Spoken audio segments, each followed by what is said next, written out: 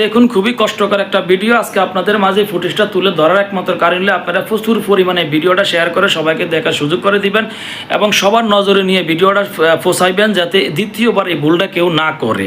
আমার কথা হলো দ্বিতীয়বার এই ভুলটা যাতে কেউ না করে। এরকম লিবিয়া থেকে বলেন, ওমান থেকে বলেন, বিভিন্ন কান্ট্রি থেকে ছোট ছোট কান্ট্রিতে যারা আছেন তারা দ্বিতীয়বার এই ভুলটা কখনই করবেন না যে এখান থেকে আমার ইটালি যাইতে হবে, ফ্রান্সে যাইতে হবে, ইউরোপে যাইতে হবে, এরকম সিদ্ধান্ত কেউ এই সাগরের পথে আমি মনে করি না নেওয়াটাই ভালো।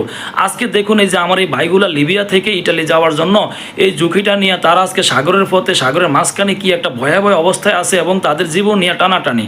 তা আমার কথা হইলো এখান থেকে কিছু লোক যদি মনে করেন ইন্তেকাল ফরমাত করে তাহলে তাদেরকে নিয়ে মানুষ টল করবো যে আমার এরকম করাটা ঠিক হয়েছে কি না, বা এরকম করা হয়নি তা বা ঠিক হয়নি, বা তারা লুবি ওই সেই অনেক কিছু মন্তব্য করবো। আর যারা এখান থেকে যে আবার ইটালি ফুসবো তাদের ফ্যামিলি বা তাদের ভাই আত্মীয় স্বজন উচ্চ গলায় বলবে আমার ছেলে ইটালি প্রবাসী, আমার ভাই ইটালি প্রবাসী, আমি ইটালি প্রবাসী, খুবই গর্ব সহিতে বলবো। কিন্তু যে গেছে ভাই তার প্রতি যে কত ঝড় তুফান গেছে, তার জীবন নিয়ে যে কি টানাটানি পড়ছে, সে যে কত জীবনের সাথে যুদ্ধ করে যে ইটালি যে পড়ছে সেই একমাত্র বোঝে ভাই ইটালি প্রবাসীটা ওয়ানটা এত বড় সহজ না। এরকম বাইফ হতে যায় যাবেন আপনি, ঠিক আছে আপনি ভাই লিগেল হতে যান, এরকমভাবে যাইয়া জীবনের প্রতি এরকম মায়া ত্যাগ করিয়া যাওয়াটা কি ঠিক?